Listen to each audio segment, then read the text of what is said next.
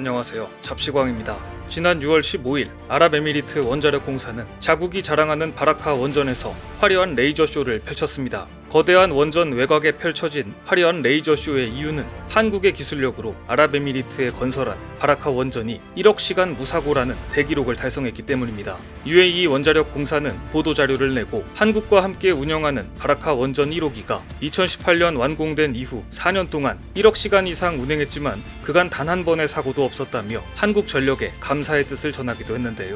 바라카 원전은 한국의 기술로 만든 첫 번째 해외 원전 사업이자 한국전력이 자체 개발한 수출형 원전 신형 경수로 라는 점에서 한국의 원전 사업의 새로운 기준을 제시한 것이었습니다. 이로써 한국은 미국, 영국, 프랑스, 러시아, 캐나다에 이어 세계에서 6번째로 수출한 원전이 실제 운영되는 국가가 된 것입니다. 그런데 아랍에미리트에서 이렇게 레이저쇼가 펼쳐지는 동안 거의 비슷한 시기에 이란의 유일한 원전이자 러시아가 건설한 부셰르 원전은 3, 4일이나 정지되는 사건이 있었습니다. 이란 원자력청은 성명을 내고 기술적 결함으로 부셰르 원전 가동을 중지했으며 전력망에서 불리한 상태라고 설명하면서 며칠간 기술적 결함을 해결한 뒤 다시 국가 전력망에 연결할 방침이라고 밝혔습니다. 이란의 유일한 원전이 정지되자 수도 테헤란은 간헐적인 정전을 피할 수 없었습니다. 그렇다면 부셰르 원전은 어떤 곳일까요? 이곳은 이란의 자존심이라 할 수 있는 곳이자 산전수전을 다 겪은 원전입니다. 부셰르 원전은 1975년 독일 회사가 건설을 시작했지만 1979년 혁명 때문에 공사가 중단됐고 그 와중에 이란, 이라크 전쟁 때는 폭격을 당하기도 했을 만큼 순환을 겪다가 러시아가 참여하면서 2007년 드디어 완공됐는데요. 무려 36년 만에 완성된 부셰르 원전이지만 지난 3월 미국의 제재로 이란의 금융거래가 막히면서 러시아산 원전 부품과 장비를 구하지 못해 원전 가동이 중단될 수밖에 없었다고 합니다. 한국 기술로 지어진 K원전의 표준인 아랍에미리트의 바라카 원전이 1억 시간 무사고를 축하하는 시간, 하필 이때 멈춰버린 러시아 기술의 부셰르 원전, 한국 원전 기술의 우수성이 확연히 드러나는 순간이었습니다. 이처럼 한국의 원자력 발전 기술은 중동에서 큰 주목을 받고 있습니다. 만성적인 전력난을 겪고 있는 이라크는 최근 한국 등의 국가와 함께 원자력 발전소 건설을 논의 중인데요. 이라크는 석유 수출기구 2위의 산유국이지만 지난 2003년 미국과의 전쟁 뒤에 이어진 내전으로 전력 기반 시설이 파괴됐고 정치권의 부패가 만연한 탓에 복구 작업마저 더디게 진행돼 전력이 여전히 부족한 실정입니다. 이 때문에 외국에서 전력과 발전용 천연가스를 수입하고 있지만 냉방으로 전력 수요가 급증하는 여름철엔 정전이 빈발해 반정부 시위가 매년 일어날 정도입니다.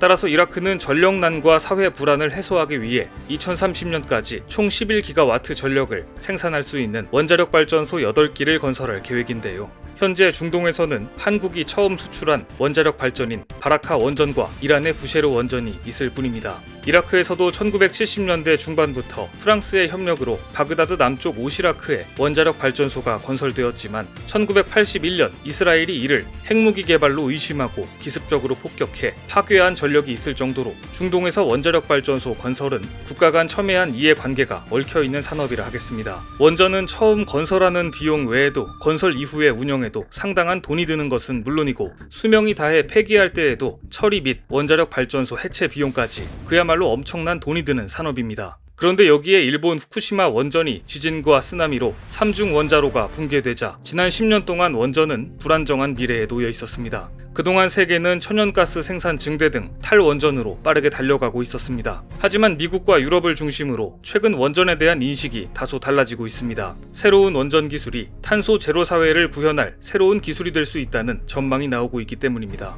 또한 세계 원자력 발전 시장을 지배하던 전통적 강국들이 후쿠시마 원전 사고 이후 신규 건설 계획을 축소하는 사이 중국이 빠른 속도로 원전 기술을 확보하고 치고 나감으로써 미국이 중국에 대한 경계심을 강화한 것도 주된 이유입니다. 실제로 2030년이 되면 중국이 미국을 제치고 세계 최대 원전 국가가 될 거라는 전망이 나오자 미국을 중심으로 원전에 대한 선진국들의 관심이 달라지고 있습니다. 여기에 기존 원전에 대한 거부감을 희석시켜줄 수 있는 대안으로 소형 모듈형 원전 개발이 가시화되면서 지금 원전 사업은 세계의 뜨거운 관심사가 되었는데요. 특히 빌 게이츠가 설립한 원전 스타트업인 테라파워가 최근 미국 와이오밍주의 혁신적인 방식의 4세대 원전을 지어 전기를 생산하겠다고 발표한 이후 세계는 지금 4세대 원전 개발에 박차를 가하고 있습니다. 4세대 원자로 중에서도 MSR은 궁극의 원전으로 꼽힙니다. 액체 핵 연료인 용융염을 써서 외부에 누출돼도 곧바로 바로바로 굳어버려 중대 사고를 원천적으로 차단할 수 있고 사용 후 핵 연료도 거의 나오지 않기 때문입니다. 원자력 전문가들은 빌 게이츠의 테라파워를 시작으로 2030년대 중반에는 4세대 원자로를 300메가와트 이하 소형 모듈 원자로로 짓는 차세대 원전 시장이 열릴 것으로 전망합니다. 이 차세대 원전 시장을 누가 선점하느냐? 이것을 두고 지금 원전 기술국들이 보이지 않는 경쟁을 펼치고 있는 것인데요. 이러한 가운데 미국 정부는 초당적 지원을 받아 원자력에 투자하고 있습니다. 오바마와 트럼프 행정부 하에서 미국 에너지부는 조지아 원자로 건설을 위해 최대 120억 달러의 연방 대출 보증을 제공했고 향후 원전이 나아갈 방향으로 소형 원자로 개발에 박차를 가하고 있습니다.